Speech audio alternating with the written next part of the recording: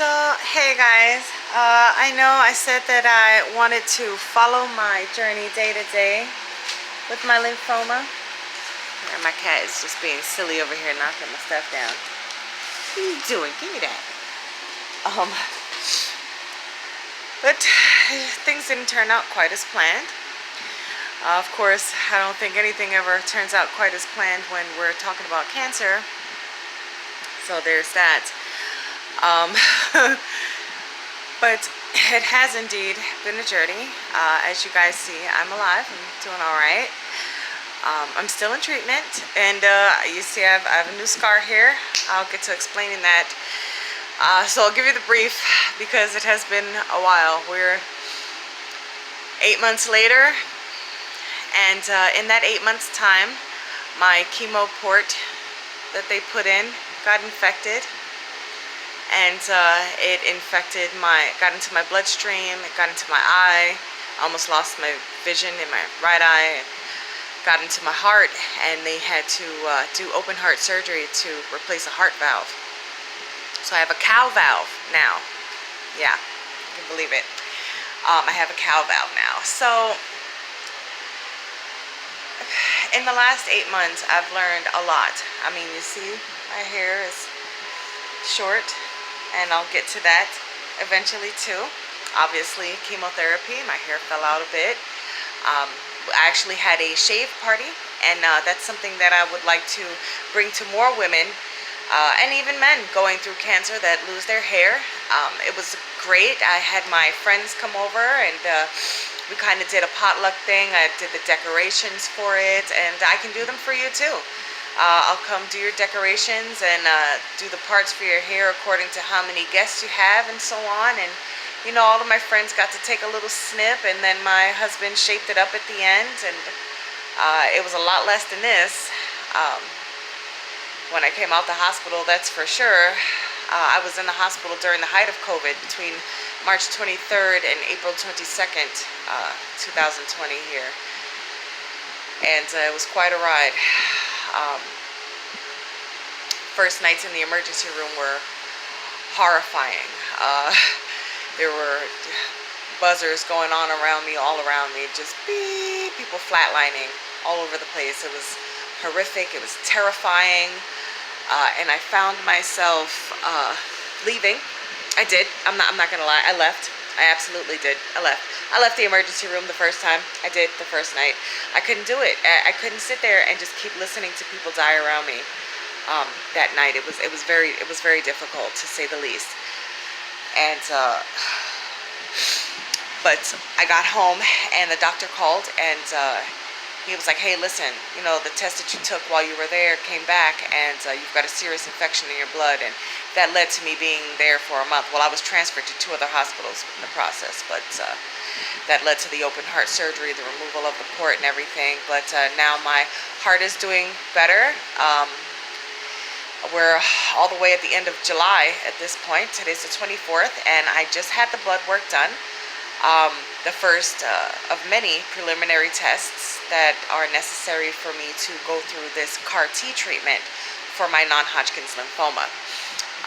My doctors and specialists, my entire team, they are really, really confident that this CAR T could wipe out my remaining tumors because they have shrunk considerably. And the chemo was working great up until I got sick. I was already sick, but you know what I mean, like with the infection from the port and all of that.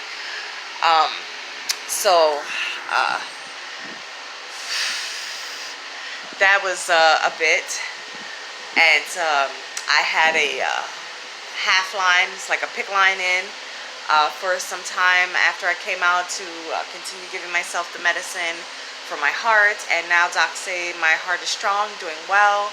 I can hike, I can swim, I can play racquetball. So that's awesome. I just gotta take my time. I can have sex, which I've been doing. Lots of it. The entire time.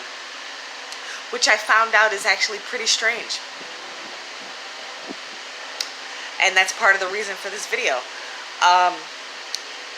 there is a lot of women that I speak to and men that I've spoken to in my cancer support groups through all of this. Um, Sex is an interesting topic because it's almost like it's off the table.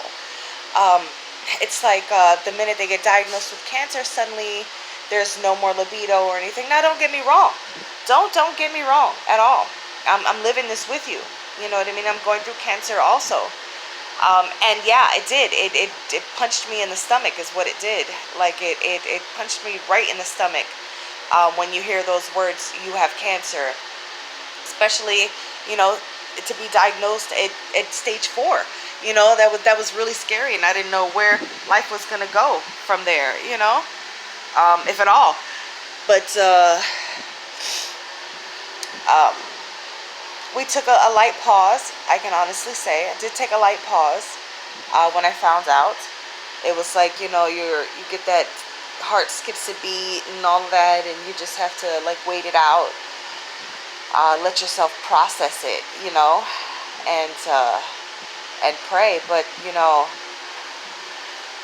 my husband and I, you know, we're very sexual beings, and it's beautiful that I was able to find somebody so much like me, you know, that shares a lot of my interests, a lot of my kinks, you know, and who's enjoys it as often as I do. Um, and you know, at first, when I heard, you know, cancer is just like, whew, you know, I feel diseased. I feel disgusting. I feel like there is this ugly, poisonous mass inside of me. It's just so ugly. And how can I feel, how can I possibly feel sexy with this disgusting thing, these things inside of me, these tumors, you know? But you know, my husband has been a really great support through all of this. And you know, don't get me wrong, ladies. Like he's not, you know, the one to every single day be like, "Oh, you're so beautiful." Um, but he tells me that I'm beautiful, and he makes me feel beautiful more than he says it. He makes me feel desirable. He makes me feel sexy. Here I am, you know, with this ugly masses, these ugly masses growing inside of me, and you're over here looking at me like,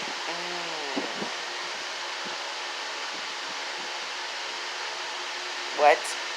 Okay. So I get it. I get it. You know, you're not, you know, especially for, you know, the women or vice versa. You know, for the men, you're not feeling sexy. You're not feeling attractive. You're feeling diseased. You're feeling sickly. And it takes you a minute to refine your bearings and realize that, hey, you know what? Guess what? Yes, I'm sick. I am sick. I am sick. And I feel like shit a lot of the times. Like even right now, you know, there's this weird, and if you have cancer, um, and if you've had non-Hodgkin's lymphoma as myself, I'm not sure if it's the same with every cancer, and if it is, please tell me, because I would like to know. But I can feel my tumors. They're like they burn. It's kind of like an inner burning. It's like a ache, drag, hot lead over wherever the tumor is. Right now, the one that's in the bottom of my lung here in the back is just really on fire. But you know, it's just a little pain, and we're still alive. You know, we didn't die the day we got diagnosed. We're still breathing. The sun is still shining. Life is still moving forward. The plants are still growing. We are still aging. And no matter what our fate is in this cancerous world, right now we're alive. And you know, happiness, I say all the time, happiness is not an end goal. It is in a moment. It is right now. It's yesterday. It's tomorrow. It's 2 weeks from now. It's in a moment. It's in an instant. You just gotta grab it and realize and appreciate it for what it is. You know, that whole stop and smell the roses kind of thing, you know? And yes, it's okay to feel sexy. Now, hear me out. Because when they first approach you with that, I just want a little, you're kind of like, I feel like crap. I don't want to. No. Don't want to. No. But then you get started and you realize, oh yeah, this feels pretty damn amazing. Why was I not doing this? And here's the funny thing. And I'm sure there will be lots of science and stuff to back it up. And, I apologize for not having done my facts and figures and research beforehand. So I'm just going to say this based on my experience and from the people that have helped so far. Sex absolutely helps your health.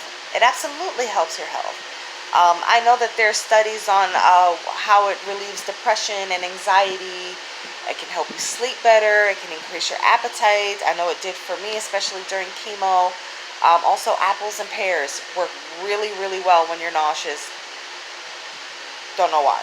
Never knew it before. I'll never do anything else again. I'll tell you that. I have my Zofran and all of that. And I took my Zofran.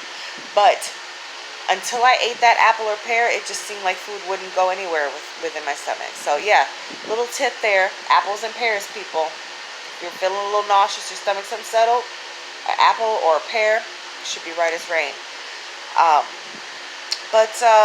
Yeah, once you get started, you remember, how good it felt. And don't push them away when they come to you and they're calling you sexy or they're kissing up on you, and they may not say hey beautiful, but they're looking at you that way, or they're cuddling up to you. Don't auto push them away. Sink into it, actually. Just take that deep breath and just like, all right, I'm gonna take this little bit of energy I got and I'm gonna go with it. Because within the first couple of minutes, you're going to be like, oh yeah, I remember why I love this. It absolutely helps. And if you don't have a partner to have sex with, masturbate. Do it. Absolutely do it. There's nothing wrong with it. And it's going to have the same effects. It's going to release those same endorphins in your brain, those same pleasure hormones, that's going to help relieve depression and relieve anxiety, and help you sleep. And I don't know if it'll also increase your appetite unless you're pretty vigorous about it, but maybe. Especially if you're somebody like me that likes a snack afterward. I like a little snack afterward. But yeah, so I want people to feel. I don't want us to forget that we're still beautiful. I don't want us to forget that we're still beautiful, that we're still sexual beings, that we still need love and attention and comfort. And yes, you know what I mean? Like, even as a tired mom, a mom of a newborn child is it's a similar tiredness. Even that, push through and take that last bit of energy and spend it doing something that makes you feel wonderful. And if you want to try something with your partner or something's uncomfortable, talk about it. Talk about, hey, I really would like to get intimate with you, but this is uncomfortable and that's uncomfortable in this position. Can we try just this? Even if you are just mutually masturbating or doing it to each other, or find a position that's comfortable. Use pillows where necessary to help give you leverage. It's important to be comfortable. Now, there are going to be days that are better than others. We all know that. Some days we're full of energy, and some days we're asleep for 12 hours. On those days where you're feeling a little bit better, make the time, do it. If you have the opportunity to, do it. Because I promise it's going to make you feel better. And not only that, it stops your mind from cluttering up so much. You get that of relief. And, masturbating is not something to be ashamed of at all. It's not something that if you don't have to share it with your friends if you don't want to, But I'm certain if you ask around, it wouldn't hurt to broach the conversation. It's a very healthy thing to do. And when you're fighting something like this, when you're fighting a serious illness like cancer, and you need positive energy, you need light, you need as much positive hormone in your body as humanly possible to help you fight, to help your immune system fight with you, because the mental process has so much to do with our physical body, how we heal, whether or not we heal. Even, I mean, I've done some research on it myself. Did it for my scholar society in school and in college, and you know the mental effect. I did it on elderly. How the mental affects their health, and you can have a positive attitude and keep on living. Past the pneumonia, past cancer, past many illnesses, um, or you can let it take you. And you can just give up. And believe it or not, if you don't fight, if you don't mentally make the conscious choice to fight, to decide, hey, I like being alive. I like being alive. I love life. Me and air, we're best friends. We don't ever want to be apart. I don't want to be unalive. I like living. You feel me? See where I'm coming from? So you have to just make that conscious effort to be like, you know what, this is hard and it hurts. And it hurts and I'm in pain. And maybe I'm going to ball up today and cry. Maybe I'm going to ball up and cry. Maybe I'm going to punch the wall. Maybe I'm frustrated. Maybe I'm mad. Maybe, I want to know why the hell, why the heck. I'll be more mindful. This is happening to me. But why ask why? Stop. You can literally kill yourself with what ifs and drive yourself to neuroticism. It just, don't bother. Instead of asking why, why this is happening, ask what is this trying to teach? What am I going to learn from this? Because whatever I'm learning from this must be imperative to somebody else's life somewhere. They must need my help. They must need some knowledge that I have to share with them. And I have to learn this. I have to learn it myself by experiencing it. If I don't experience it, I'll never truly understand it. I will never truly understand the pain that it brings or the mental process that accompanies it if I don't experience it. But having now experienced going through all of this, I know that there are people out there that can somehow benefit from something that I've been through. And I find lately that helping people to stay positive has been a big part of that. I've helped quite a few couples recently reunite in a more intimate way. They came to me for advice. They're one or the other is fighting cancer, and we've been able to discuss it, and the tips that I gave them really helped, and they came back and thanked me. And I just think it's a bigger picture, because it's not just about sex or feeling sexy, but it's about the birth of the positive light inside of you. You have to let that positive light grow so bright that it overtakes all negativity around you, even the illness in your body. Yes, you can think it. Yes, you can. You absolutely can, I promise.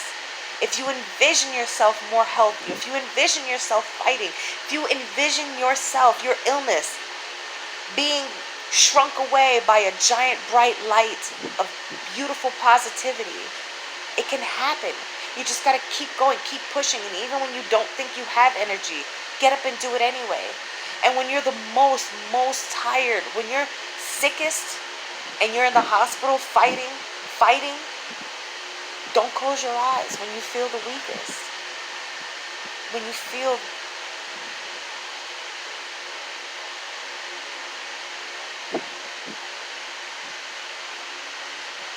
that clouded cold that only the quiet of death brings. And you feel it so close.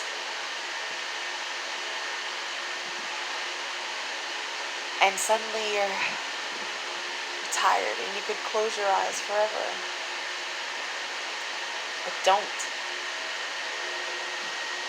Don't close your eyes. Because it's those moments that make the difference.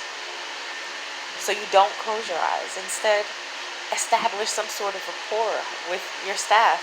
You know, when I came out of my open heart surgery,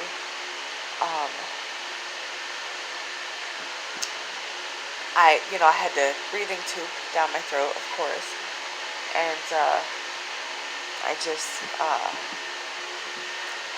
I would bang on my bed with my cuff, because when you have the tube down your throat, they secure your wrists to the bed so that you don't wake up and pull it out, because that would be your first instinct.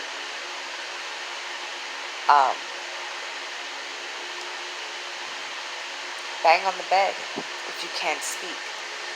Get their attention somehow, and make this motion until they give you their hand to hold, because you know what? Sometimes all you need is a life spirit to believe in you, to be there for you, to give your spirit that extra push to move on. Look at them in the eyes. Try to smile if you can, and if you can't, just hold their hand, and they'll understand. Now, right now, I know I'm still fighting cancer. I'm not cancer-free yet.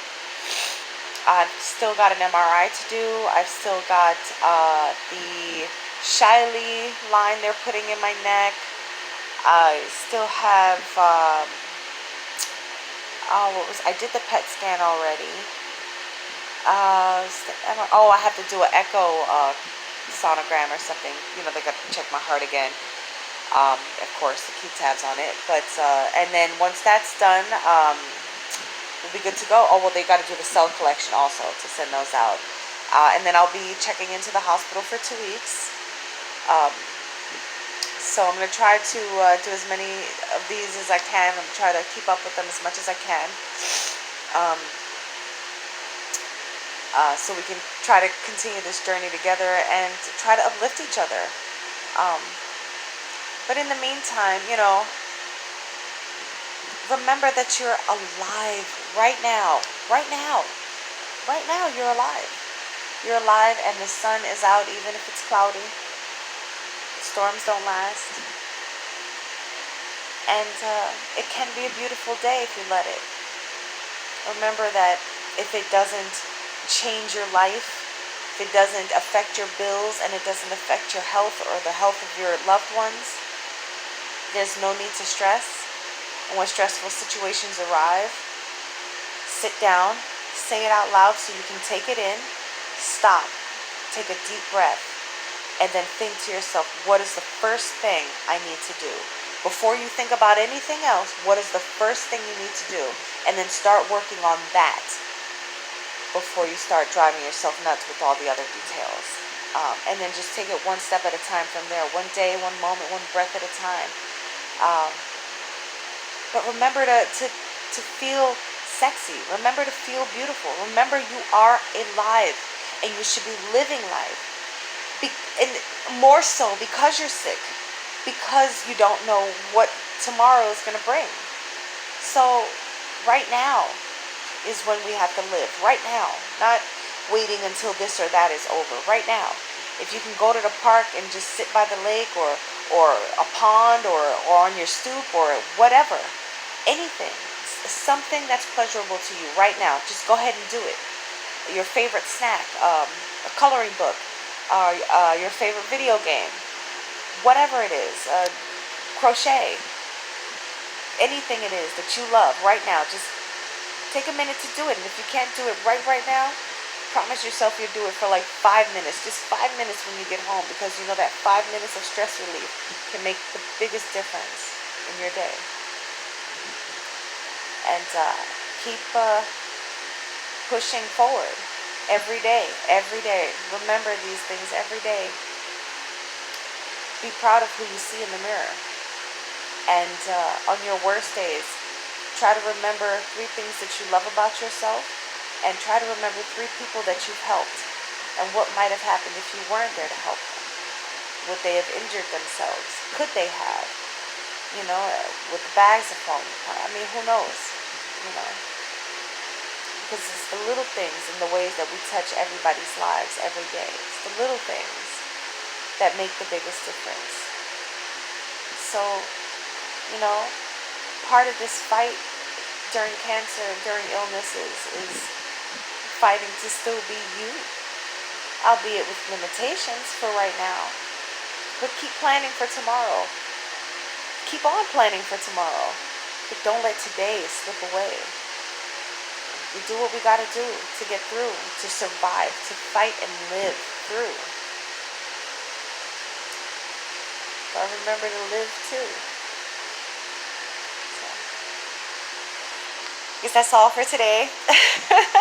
Taking up enough of your time.